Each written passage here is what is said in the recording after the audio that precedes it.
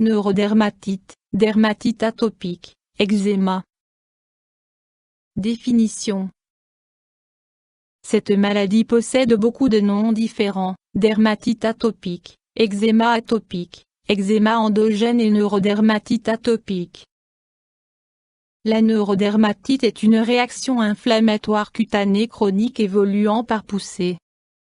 C'est la maladie cutanée la plus fréquente. Avec l'asthme et le rhume des foins, la neurodermatite fait partie des maladies atopiques.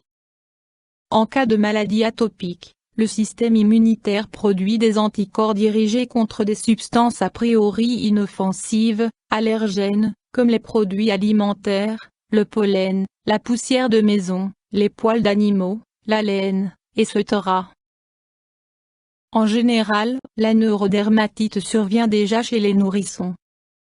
Les cas de neurodermatite ont fortement augmenté ces 40 dernières années en dépit de meilleures conditions d'hygiène et de meilleurs produits alimentaires. Les enfants grandissant dans les villes et issus de classes sociales élevées semblent en être plus fréquemment atteints. Causes. Mis à part des facteurs environnementaux, la prédisposition génétique semble jouer un rôle important. Les parents atteints de neurodermatite transmettent souvent la maladie à leurs enfants. Facteurs déclenchants. Facteurs environnementaux. Allergènes comme les produits alimentaires, le pollen, la poussière, les poils d'animaux, la laine, etc. Stress. Même les nourrissons peuvent déjà souffrir de stress. Infection ou facteurs climatiques. Troubles, symptômes. Les principaux signes d'une neurodermatite sont une peau extrêmement sèche qui démange fortement. Toutefois, les symptômes dépendent de l'âge et peuvent changer. Nourrisson, la maladie débute souvent par des croûtes de lait. Le nom de ces croûtes n'a aucun rapport avec le lait, seule leur apparence ressemble à du lait brûlé, croûtes jaunes blanchâtres associées à de l'eczéma suintant. Ces croûtes peuvent se propager et s'étendre. Elles touchent généralement les bras, les jambes et le visage. Des surinfections par des virus ou des bactéries sont fréquentes. Enfants et adolescents, la peau prend souvent une apparence rouge et épaissie. La maladie survient principalement au niveau des creux des coudes, des creux poplités, des mains et dans la région cervicale et nucale. Adultes. Chez les adultes, les démangeaisons constituent le symptôme majeur et peuvent considérablement entraver la qualité de vie des patients. La peau est généralement très sèche, tachée, rougeâtre et épaissie. La surinfection de l'eczéma par des bactéries cutanées est fréquente. Les patients atteints de neurodermatite présentent souvent des contours d'yeux sombres, un double pli sous la paupière, des sillons sous les yeux, des crevasses au niveau des lobes des oreilles. De plus, ils sont généralement victimes de démangeaisons en cas de transpiration ou lors de contact direct avec de la laine. Examen, diagnostic. Une anamnèse détaillée avec prise en compte des symptômes du patient et le questionnement sur d'éventuelles allergies ou antécédents de neurodermatite permettent de mettre le médecin sur la piste d'une neurodermatite. Le médecin pratique des tests d'allergie pour détecter une allergie au pollen, à des produits alimentaires ou aux acariens de poussière par exemple. Des analyses sanguines permettent d'identifier les anticorps responsables des réactions allergiques. Options thérapeutiques. Les mesures d'hygiène et le soin de la peau sont en première ligne du traitement. Les lotions de lavage non irritantes et non parfumées, lavage de la peau, des cheveux et des vêtements avec des noix de lavage, les bains d'huile, les huiles de douche, les pommades et les crèmes grasses peuvent s'avérer utiles pour la protection de la peau. Il est préférable d'utiliser les produits avec lesquels on se sent le mieux. Médicaments. Dans le traitement médicamenteux, on distingue le traitement topique, externe, par des pommades, crèmes ou émulsions et le traitement systémique, interne, par des comprimés ou des perfusions. Dans la plupart des cas d'intensité faible à moyenne, Un traitement topique est suffisant pour réduire les symptômes du patient.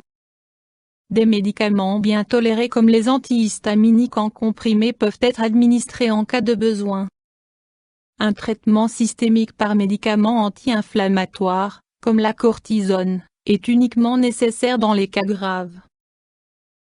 La cortisone sous forme de crème ou de pommade a une action anti-inflammatoire et anti-démangeaison. La cortisone peut être utilisée sans hésitation sur le court terme. Par contre, si elle est utilisée sur des durées prolongées, des atrophies de la peau peuvent en résulter. Chez les enfants, des interruptions régulières du traitement par cortisone sont nécessaires. La cortisone en comprimé est uniquement utilisée dans les cas les plus graves.